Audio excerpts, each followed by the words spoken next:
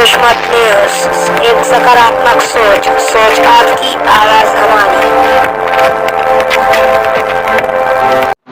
जय हिंद दोस्तों, मैं इरफान अंसारी और आप देख रहे हैं देशमत न्यूज।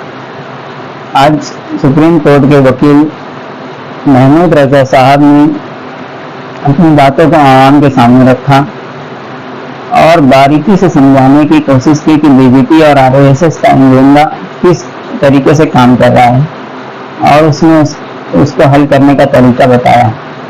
आइए देखते हैं कि उन्होंने क्या कहा। लोग डायरेक्टली या इनडायरेक्टली प्रधानमंत्री और होम मिनिस्टर की तारीफ करते हैं, मिलने जाते हैं। मैं सीरियसली इस बात को बता रहा हूं, मिलने जाते हैं। उन लोगों का बायकॉट होना चाहिए, वो गद्दार हैं। क्या बात करेंगे आप आरएसएस के लोगों से जो इस बात को तय कर चुके हैं कि हमें संविधान खत्म करके मनुस्मृति लागू करनी है? उनसे क्या बात करके और क्या समझाएंगे उन्हें सिर्फ ये जाके कह सकते हैं कि हम आपके पैरों में गिर चुके हैं, हम आपकी हर बात मानेंगे, सिर्फ हमें हमारी कम्युनिटी को धोखा देने का रास्ता बता दो। कैसे हम उनसे मीठी मीठी बातें करके, कैसे जज्बाती तकरीरें देके उनको बेवकूफ बनाएं और आपकी मदद करें, ये काम कर रहे हैं जो लोग उनसे मिलने जाते हैं। ये समझ लीजिए आप, उन्होंने सारी इंस्टीट्यूशंस जो हैं हाईजैक कर ली हैं। उन्होंने हम लोगों के, खास तौर पे एससी एसटी, माइनॉरिटीज और ओबीसी के जितनी टॉप लीडरशिप है सब हाईजैक कर ली। इस बात को जब तक हम तस्लीम नहीं करेंगे हम एक कदम आगे नहीं बढ़ा पाएंगे। अपने अंदर से गद्दारों को आइडेंटिफाई नहीं करेंगे हम एक कदम आगे नहीं बढ़ा पाएंगे।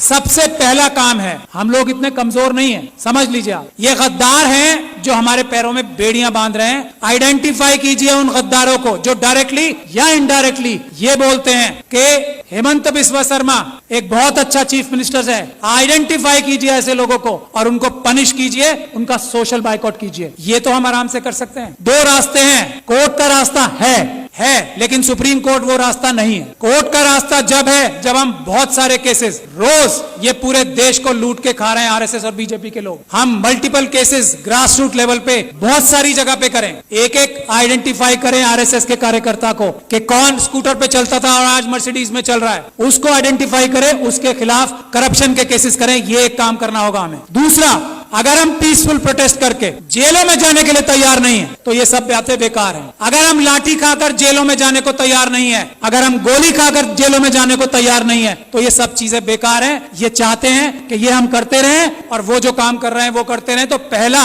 रेजोल्यूशन ये होना चाहिए कि हमें अपने देश को अगर बचाना है, संविधान को अगर बचाना है तो हमें जेल जाने के लिए तैयार रहना पड़ेगा। और जेल जाने वालों में सबसे पहला नंबर लीडरशिप का आना चाहिए, क्योंकि हम लोगों को लोग इज्जत करते हैं ना। हमारी ताकत क्या है? आज मुझे लोग इतना पसंद करते हैं, मैं क्या हूं? एक छोटा सा अदना सा वकील हूं। आज लाखों लोग मुझे सपोर्ट करते हैं, वो मेरी ताकत है। नहीं तो मेरी औकात और हैसियत नहीं है कि मैं चूं भी कर जाऊं इन लोगों के सामने। ये समझ लीजिए आप। और ये बात तस्लीम हमारे सारे एमपी एमएलए, बड़ी बड़ी तंजीमों के लीडर्स को करना चाहिए। उनकी अपनी जाती हैसियत और औकात किसी की नहीं है। मैं इस बात को तस्लीम करता हूं। आज अगर हम लोग इतनी जोर से बोल पा रहे हैं तो हमारे पीछे लोगों की ताकत है। उसकी वजह से हमें उन्हें धोखा नहीं देना चाहिए। जो अपने आप को जितना बड़ा लीडर समझता है उसे जेल जाने के लिए, गोली खाने के लिए, लाठी खाने के लिए सबसे पहले तैयार होना चाहिए आज। और जो ऐसा नहीं करता, जो इसके लिए बहानेबाजी करता है, मसलियत बताता है कि ये मसलियतन जो है ना, लफ्ज बोलने वाला गद्दार है। मसलियतन ये नहीं बोलेंगे कि मैं जेल जा रहा हूं। मसलियतन हमें प्रोटेस्ट नहीं करना चाहिए। गद्दार,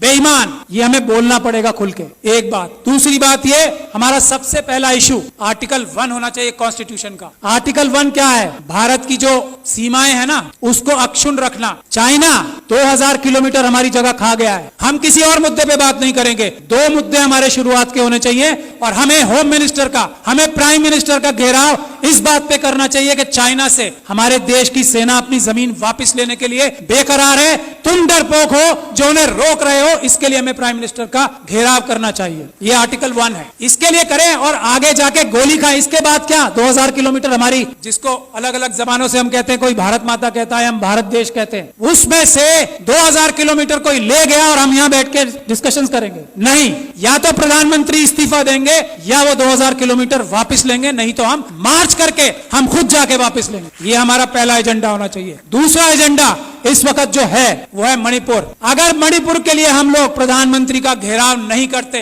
प्रधानमंत्री और होम मिनिस्टर डायरेक्टली इन्वॉल्व है मणिपुर में जो हो रहा है। यहाँ मणिपुर के लोग बैठे हैं, अरामबाई तेंगुल, मेतेई लिपुम, ये दो संगठन है आरएसएस के जिन्होंने ये सारा कारनामा अंजाम दिया है। अमित शाह साहब के साथ मिलके जिन्होंने ये सारा कारनामा अंजाम दिया है, चीफ मिनिस्टर बीरेन्द्र सिंह के साथ मिलके मेटिकुलस प्लानिंग से एक एक काम हुआ है। वहां पे कुछ भी स्पॉन्टेनियस नहीं हुआ है। जब तक हम इस बात के लिए कार्रवाई नहीं करेंगे, और ये जो सुप्रीम कोर्ट में कार्रवाई अभी चल रही है उससे कुछ होने वाला नहीं, कुछ नहीं होने वाला। मैं एज लॉयर सुप्रीम कोर्ट आपको बता रहा हूं, कुछ नहीं होगा। बात 1-2 महीने में आई गई हो जाएगी। उन लोगों के साथ वहां ज्यादती होगी। आरएसएस और बीजेपी पाकिस्तान और चाइना के साथ मिलकर नॉर्थ ईस्ट और सारे बॉर्डर लाइन एरियाज को कमजोर कर रही है। ये हमारी जिम्मेदारी है। आर्टिकल 1 नंबर 1 बचाना सबसे पहले। मणिपुर के लिए हमें जाना चाहिए डेलीगेशन बना के, और सच्चाई सामने लानी चाहिए कि आरएसएस ने, अमित शाह साहब ने और चीफ मिनिस्टर ऑफ मणिपुर ने ये प्लानिंग करके अपने कार्डर्स से कराया है। कोई मैती समाज ने नहीं किया है, उनके कार्डर्स ने किया है। गुड़गांव में और नूह में उनके कार्डर्स ने सब किया है। गुजरात में उनके कार्डर्स ने सब कुछ किया है। और दिल्ली के दंगों में हमने ये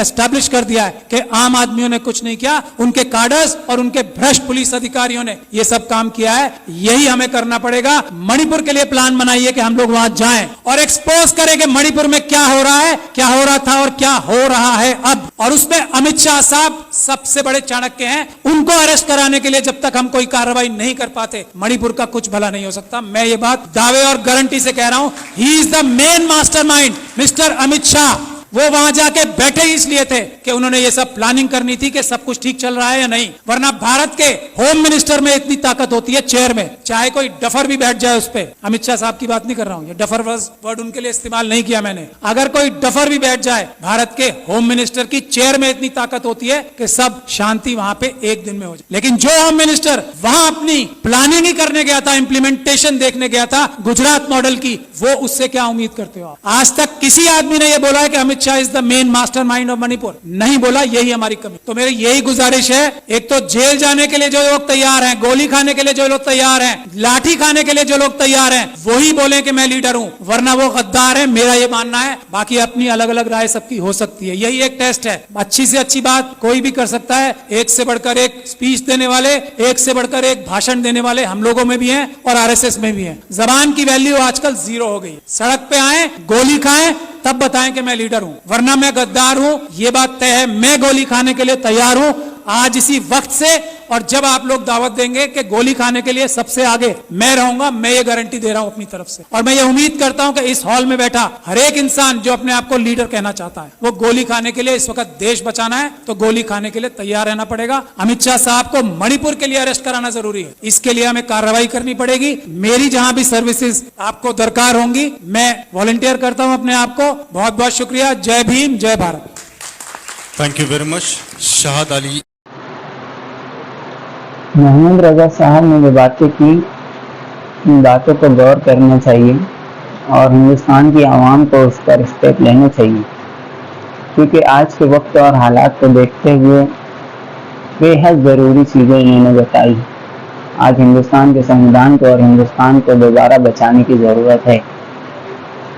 ऐसी ही खबरों को देखते रहें देशमत। आप देखते रहें देशमत न्यूज़। एक सकारात्मक सोच आपकी, आवाज़ हमारी। जय हिंद।